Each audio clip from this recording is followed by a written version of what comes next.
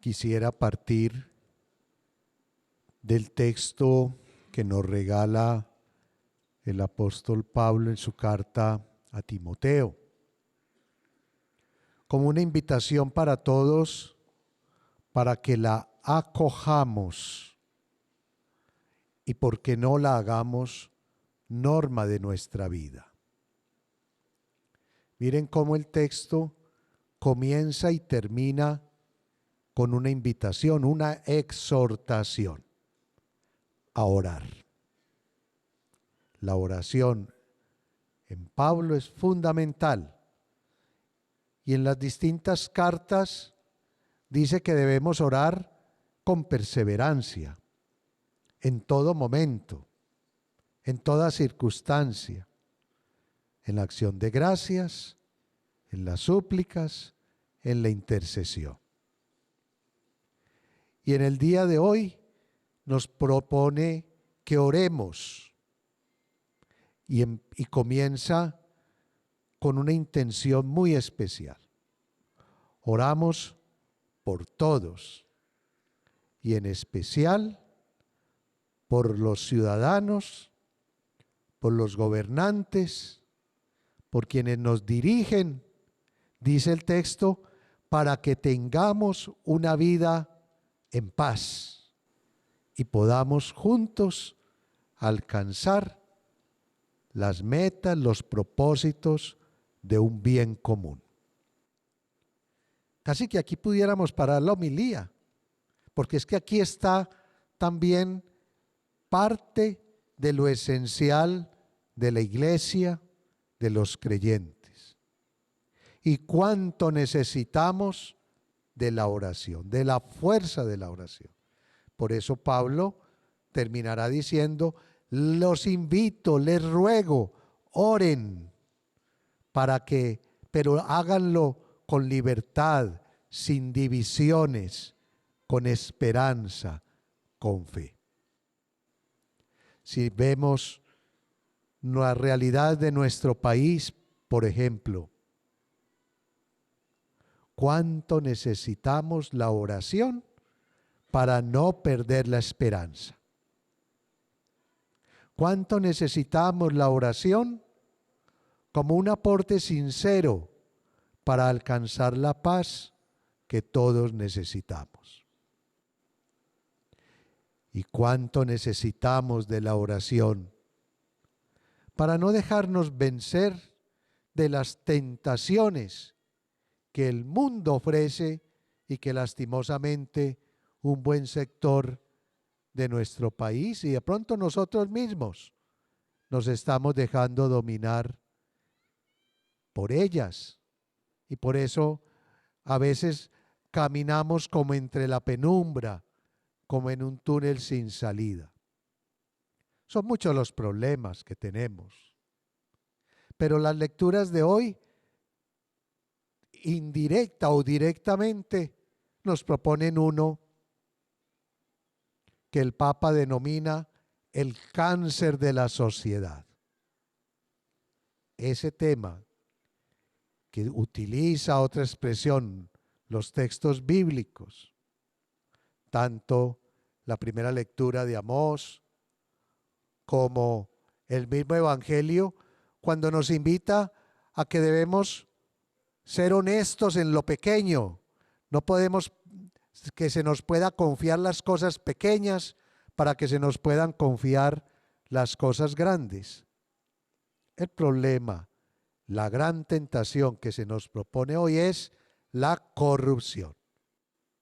Miren cómo en la primera lectura, y estamos hablando de muchos siglos antes de Cristo, ya dice que habían vendedores que dañaban las balanzas para vender menos harina y cobrar más. O sea, eso es robar, eso es corrupción.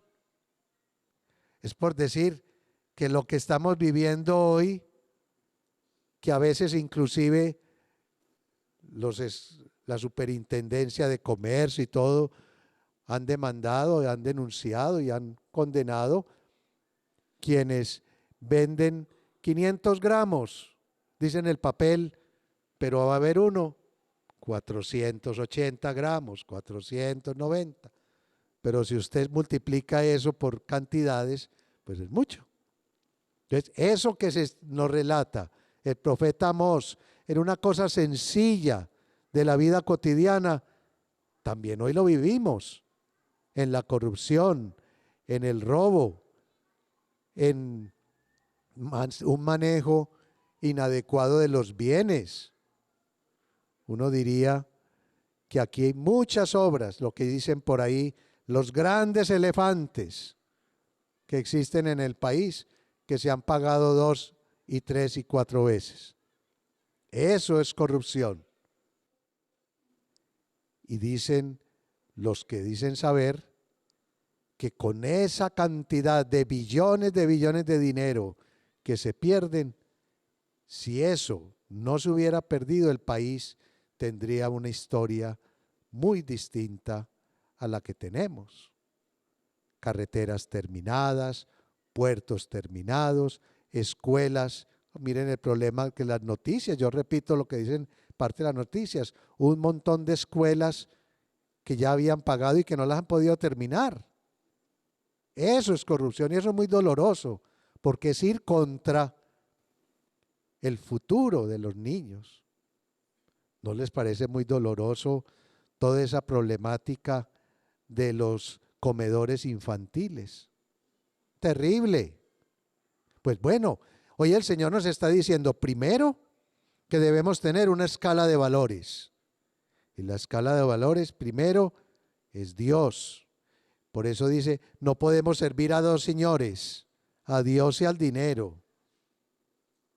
¿Qué lugar ocupa Dios en nuestras vidas?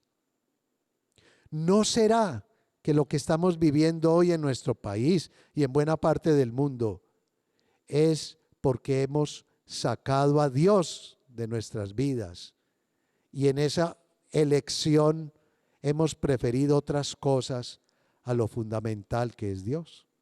Para mí, ahí encontramos buena parte de las causas de la erosión, de la destrucción que tenemos en las instituciones, en las familias, en los estados.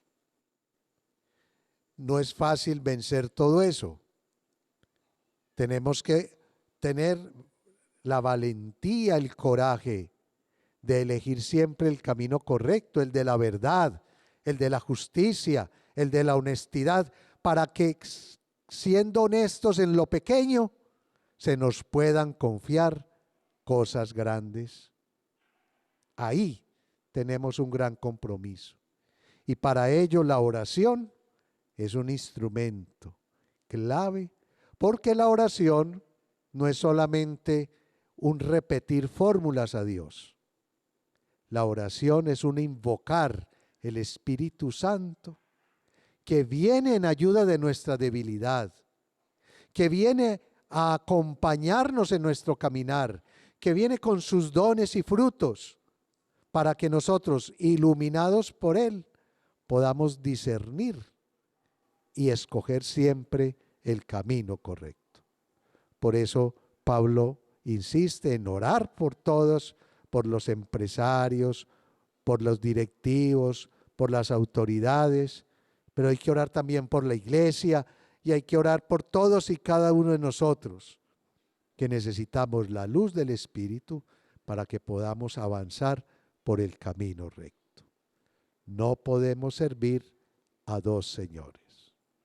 Elijamos a Dios, reconozcámoslo como Señor de nuestras vidas y todo lo demás vendrá por añadidura.